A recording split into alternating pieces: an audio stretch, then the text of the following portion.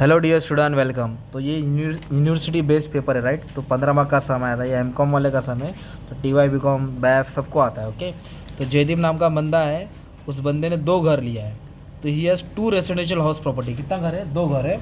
एक हाउस 1 लिखा है, प्रॉपर्टी 1 लिखा है, जो लेट आउट है। लेट आउट को बोलेंगे LOP, मतलब लॉलीपॉप नहीं, भाड़े पे दिया है। लेट आउट मतलब घर किस पे दिया है? और प्रॉपर्टी यूज फॉर जयदेव वो खुद रहता है, तो उसको SOP बोलेंगे, self occupied property. Let out बोले तो भाड़े पे दिया, SOP बोले तो तो अभी कैसे क्या करना है? तो सबसे पहले ना SOP को सॉल्व ही नहीं करना है अपने को, उसका ना इंटरेस्ट ऑन लोन उठाएंगे। क्या उठाएंगे? और वो डिडक्शन में डालेंगे। किस में डालेंगे? और उसका लिमिट 2 लाख है, ठीक है। रूल्स एंड रेगुलेशन के समय लिमिट कितना है? 2 लाख। तो इधर SOP कौन सा घर है? प्रॉपर्टी 2 है। तो प्रॉपर्टी 2 में देखो इंटरेस्ट ऑन लोन इधर दिया है। तो लोन का अमाउंट कितना? 2,75,000। कितना दिया है? तो डिडक्शन कितना आएगा? सिर्फ 2 लाख, सिर्फ 2 लाख। 2 लाख से ज़्यादा डिडक्शन नहीं आएगा। तो अभी हम क्या करेंगे मालूम है? ये तो आपका सर का चैनल है, right. You have to do this, okay. चलो आ जाओ। तो अभी सबसे पहले क्या लिखेंगे? Income from house property. क्या लिखेंगे? सबसे पहले क्या लिख रहे हैं हम लोग? Self occupied property. क्या लिख रहे हैं? ये हाउस 2 है, ठीक है। तो इधर लिखेंगे इंटरेस्ट ऑन लोन। क्या लिखेंगे? Interest on loan. वो डिडक्शन है, क्या वो डिडक्शन में आएगा, राइट। और लिमिट कितना है? 2 लाख। लिमिट कितना है? 2 लाख। तो उसने इंटरेस्ट ऑन लोन कितना लिया था? कितना? और लिमिट कितना है? रूल्स है सिर्फ 2 लाख। तो 2 लाख डिडक्शन में आएगा। 2 लाख किस में आएगा? डिडक्शन मतलब ब्रैकेट में डाल देना है। किस में डालना है?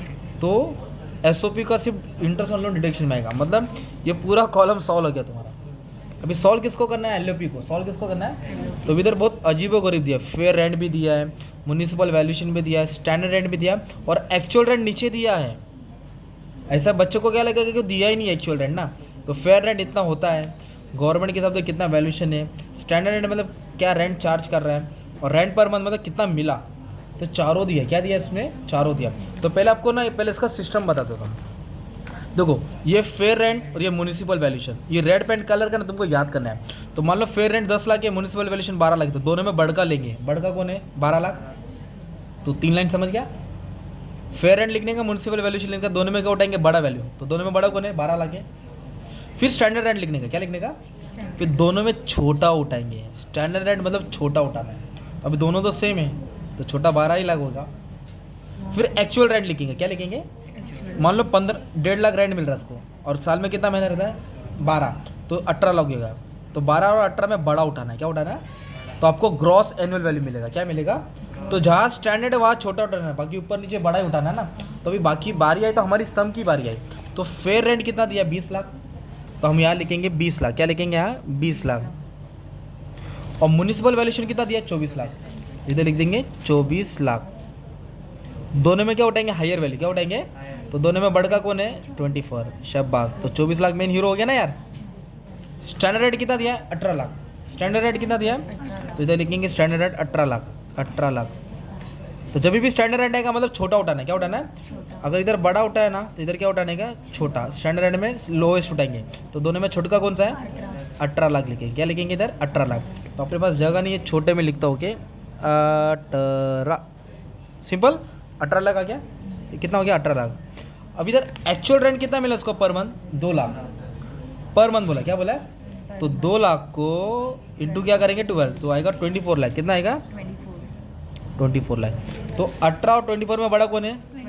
हाँ, ये 24 लाख तुम्हारा क्या हो जाएगा? Gross annual value. क्या हो जाएगा? Gross annual value. तो फिर से प्यार मोहब्बत में हम लोग आगे बढ़ते हैं, ओके। तो आ जाओ। फेयर रेंट और म्युनिसिपल वैल्यूएशन में क्या उठाया मैंने? बड़ा, मतलब हाइयर। फिर स्टैंडर्ड रेंट लिखा, दोनों में क्या उठाने का? छोटा।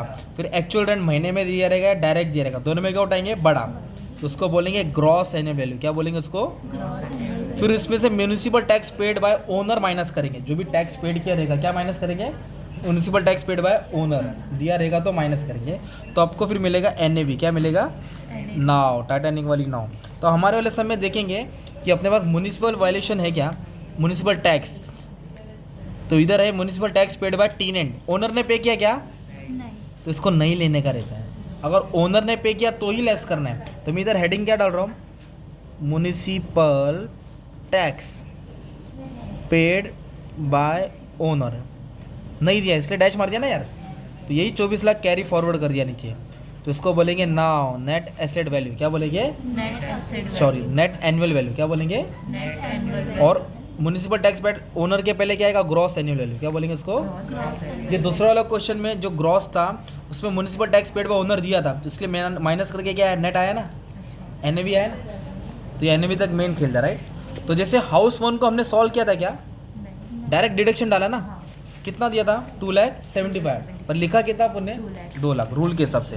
पर इधर क्या क्या इसको हमने सॉल्व किया है, क्या क्या है, तो इधर भी डिडक्शन आएगा, तो इधर आएगा, इधर भी क्या आएगा, डिडक्शन आएगा, क्या आएगा, डिडक्शन आएगा।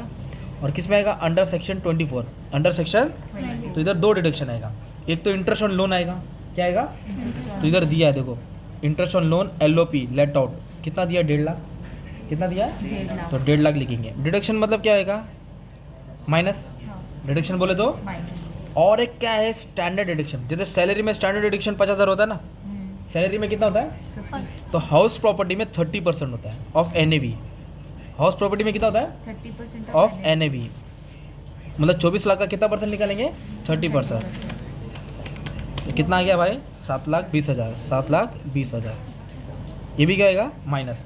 तो डिडक्शन अंडर 24 में 2 डिडक्शन है लेट आउट में, एक तो 30% निकालेंगे 9 का, और एक इंटरेस्ट ऑन लोन दिया रहेगा ना, तो 24 लाख में तो दोनों क्या करेंगे हम लोग, माइनस करेंगे, तो अपने को मिलेगा लेट आउट प्रॉपर्टी, क्या मिलेगा, तो में हम क्या करेंगे, 24 लाख माइनस 720 माइनस 1.5 लाख, तो आया 15,30,000, कितना है, ये पॉजिटिव अमाउंट है ना। तो ये कौन सा अमाउंट है, ये लेट आउट अमाउंट है, कौन सा अमाउंट है, लेट आउट प्रॉपर्टी से हमने कितना कमाया, 15,30,000, कितना कमाया, और ये एसओपी क्या है, डिडक्शन है ना 2 लाख, ये साफ है, ये नेवला है, तो दोनों की लड़ाई होगी ना, प्लस माइनस, तो इसमें से क्या करेंगे हम लोग, माइनस करेंगे, तो माइनस करके कुछ हम लोग को अमाउंट मिला 13,30,000, क्या मिला, 13,30,000। तो इस प्यार को क्या नाम देने का है, इनकम फ्रॉम हाउस प्रॉपर्टी।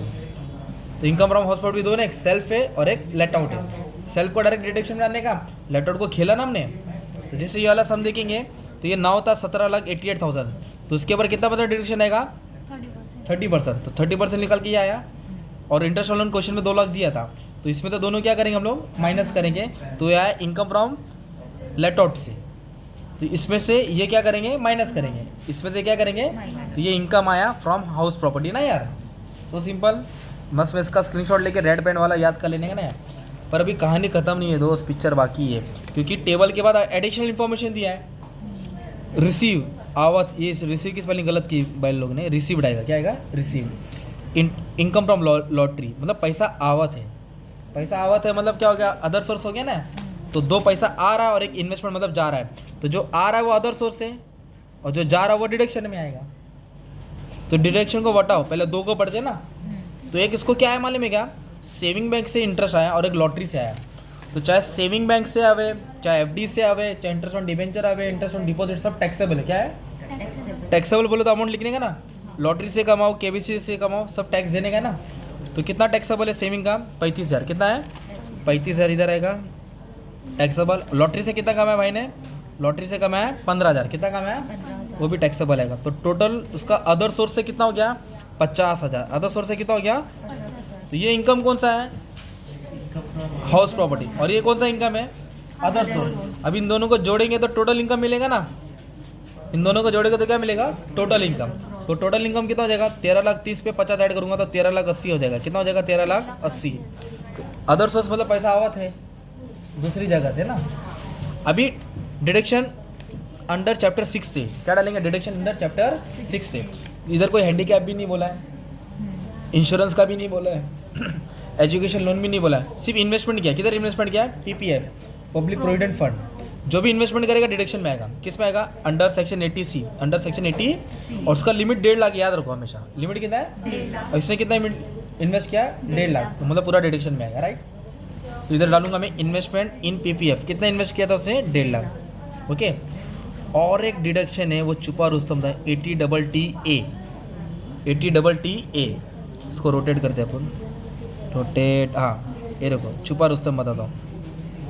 इधर लिखा ना 80TTA, interest on saving account, क्या है, इंटरेस्ट ऑन सेविंग पे कितना भी अमाउंट ऑन दो वो टैक्सेबल है, क्या है वो, पर 10,000 डिडक्शन में आएगा। कितना डिडक्शन में आएगा, 10,000 डिडक्शन कितना आएगा, किस में आएगा, 80TTA, तो इंटरेस्ट ऑन सेविंग लिखेंगे हम, क्या लिखेंगे, इंटरेस्ट ऑन सेविंग। डिडक्शन मतलब कम होएगा तो 10,000 डिडक्शन आएगा। कितना आएगा डिडक्शन, भले ही मिला 3500, रूल कितना बोल रहा है, 10 से ज़्यादा माफ़ नहीं करूँगा, 10 से ज़्यादा माफ़।